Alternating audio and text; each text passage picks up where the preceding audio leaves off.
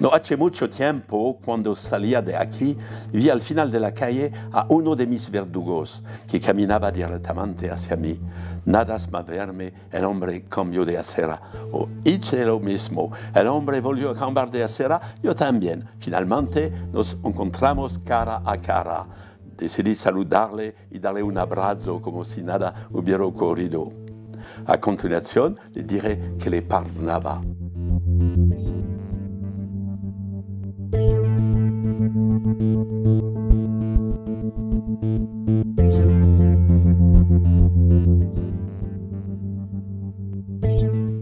Estos hombres y estas mujeres los encontré en Europa del Este, después del comunismo. ¿Por qué? Fueron acontecimientos que sucedieron en 1949. Para los jóvenes esto ya es historia antigua. Yo llevo 10 años estudiándolos. Hace 10 años trabajaba para la ayuda de estos cristianos y me había reunido con ellos secretamente en Rumanía, en Ucrania y más abiertamente en Polonia.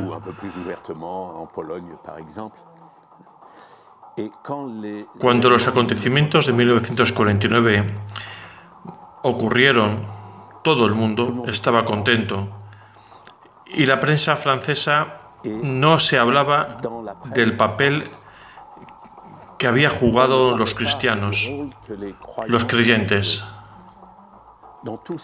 En todos estos países, los creyentes habían jugado un papel imprescindible para que esas dictaduras cayeran sin violencia. El primer creyente que jugó un rol esencial fue el Papa Juan Pablo II. Pero además, cuando uno mira a cada país concretamente, a Ucrania, a Rumanía, Ucrania, Checoslovaquia,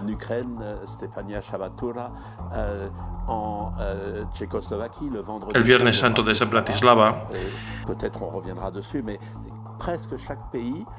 en cada país los hombres y las mujeres que han hecho quebrar la sociedad entera y que han rechazado esta dictadura, esas eran personas creyentes. Y no lo han hecho por razones políticas. Lo han hecho porque defendían la libertad religiosa, la libertad de creer. Este aspecto de los acontecimientos de 1989, Occidente no lo ha visto. 3 años más tarde, San Juan Pablo II dirá: es Dios y la valentía de estas personas lo que han liberado a esos pueblos, pero esta gente cree que es Occidente quien les ha liberado, y esa no es la realidad. En ayuda a la Iglesia necesitada, conocíamos a estos creyentes, les ayudábamos con estipendios, y tuve la idea de ir a preguntar a estos creyentes qué es lo que vivieron en ese periodo, porque más tarde se olvidarán estos hechos. Entonces fui a ver al padre Werenfried, que era el presidente, todavía el patrón de ayuda a la Iglesia necesitada internacional. Le expliqué esta idea y me dijo: muy bien, vete.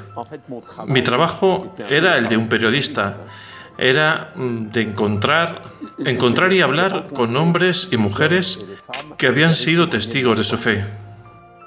Eran diferentes, los países eran diferentes. Polonia no era Albania.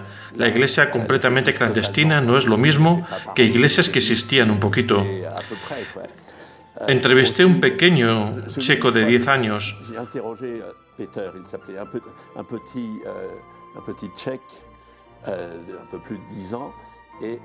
Cuando la Checoslovaquia comunista, un día en el colegio le preguntó el profesor quién conocía el Padre Nuestro, y él levantó el dedo, le castigó.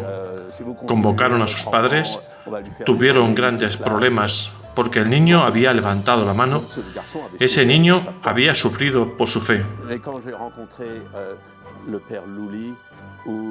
También pregunté al padre Loli, que luego fue cardenal después de 40 años de campo de concentración, en prisiones, sufriendo torturas. Ellos también han sufrido por su fe. La suma de sufrimiento por la fe no era comparable al sufrimiento del niño de 10 años, pero todos tienen en común el sufrimiento por la fe. Fue un trabajo de periodista, de recoger testimonios. Tenía dos ventajas sobre un periodista, aunque en ese momento era redactor jefe de un periódico sobre cristianos. La primera ventaja que a estos hombres y a estas mujeres era que nosotros les habíamos ayudado antes. No era un periodista de cualquier sitio, a mí me conocían y había una correlación de confianza. Y la segunda ventaja era que yo tenía tiempo. En general, no conozco los periodistas en España, pero en Francia vas a entrevistar a una persona y te exprimen como un limón.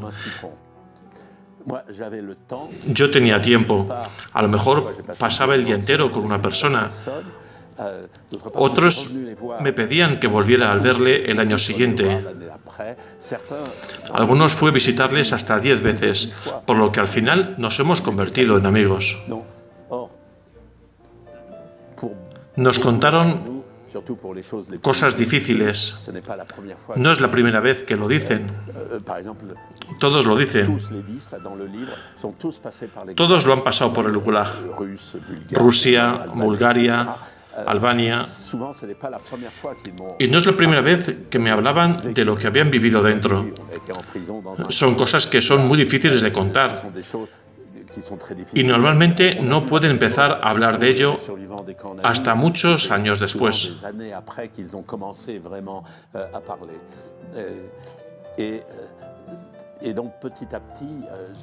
Así, poco a poco, vi que estos hombres, el niño, el de 10 años en el campo, veía que había algo en común de lo que me decían. Y además los ortodoxos estaban casados y la familia estaba implicada. Era una elección. ¿Cómo fue esa elección entre no soy católico y abandono mi iglesia? ¿Qué pasó? ¿Qué le pasó a usted? ¿Qué le pasó para demostrar que era cristiano y empezar a recibir todos los problemas? Todos, absolutamente todos. Yo creo que primero es la gracia de Dios. Porque, como dice San Pablo, Dios siempre coge lo pequeño para hacer grandes obras. No tenemos ningún mérito.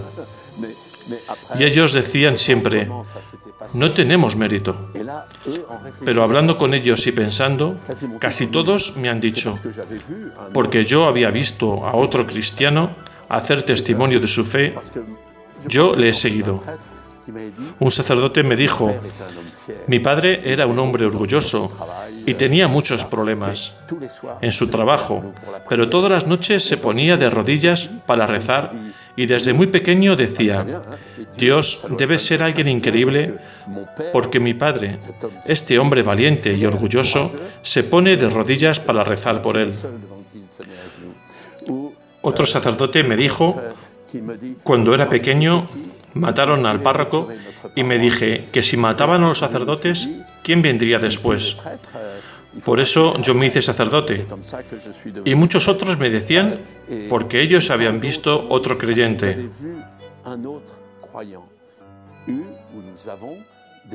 Tenemos mártires que han muerto en pantalones vaqueros. Los pantalones vaqueros es algo muy común. Y podemos ir más lejos. Una de las notas que siempre dicen en los que han sobrevivido es la distancia entre nuestra vida y la suya. Mientras más se conoce, más se disminuye y más nos encontramos. Los cristianos son por todas las partes iguales. Ser cristiano es por todas las partes difícil y formidable. Un ejemplo muy precioso que para mí es esencial es el perdón. Es una cosa grandísima. Hablo del perdón que ha traído Jesús. El perdón incondicional, en el que la persona que iban a matar daba el primer paso para perdonar. El perdón forma parte de la esencia de Jesús. El perdón incondicional es algo que está tan contrario a nosotros que hace falta una gracia. San Juan Pablo II dice en la bula para el Gran Jubileo: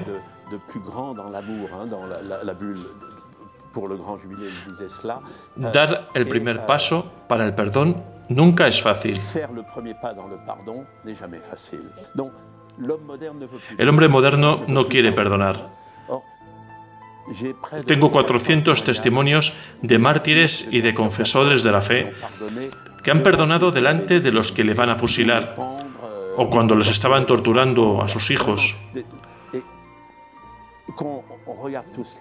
Cuando se mira todo esto, uno se dice: yo no soy capaz de perdonar a mi mujer porque siempre me dice lo mismo, o a uno le da vergüenza, pero uno ayuda a hacer ese perdón.